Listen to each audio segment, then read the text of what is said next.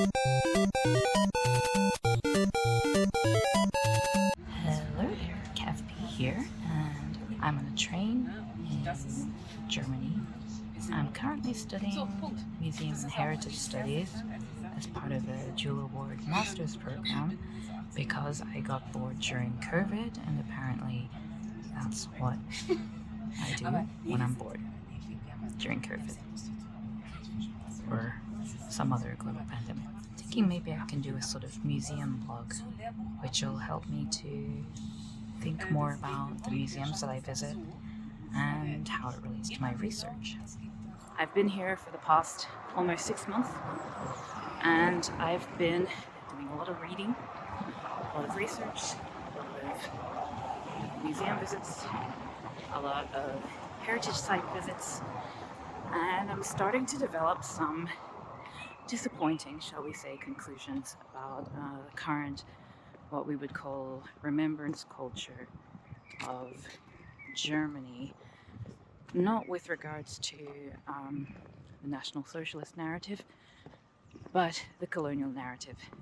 And for me, one reason why I want to write this paper is specifically because Germany is in this really fascinating sort of position where it already has a very, very good, robust, and increasingly, thorough remembrance culture surrounding its National Socialist history and the atrocities that it committed in the lead up to and following, and during World War II, and even in the GDR, Dance Dance Revolution.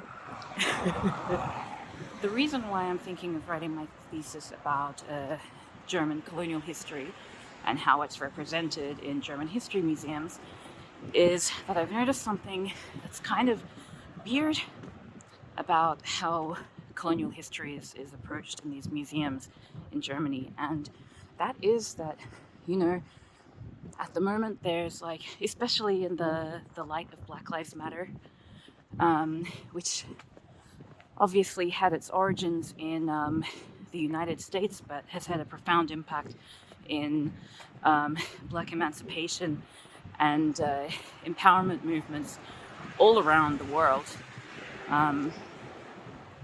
There have been a bunch of exhibitions special exhibitions, which look at colonial history of Germany and talk about how, we had colonies in Africa, we had a colony in China, we had colonies in the Pacific, and they were pretty bad. Which, that's great. You get points for that.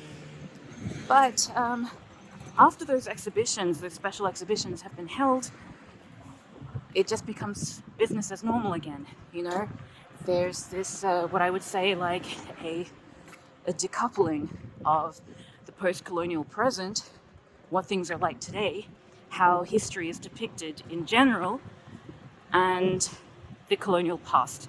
So when we're not specifically looking at colonialism doesn't really factor in to how German history is portrayed. And that seems weird to me. It seems,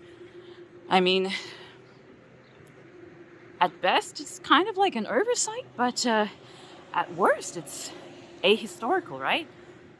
So this is just me, my ignorant self, who wants to look more into this, because on top of this being a pretty niche topic, it's particularly niche in English language texts. So a bunch of my research is involving looking at German texts, which is great because my German level is in the European standard framework. At the moment, it's basically A2.1, which in layman's terms means I'm a baby. So this is going to be fun. I hope you'll join me on this amazing linguistic, socio-cultural journey.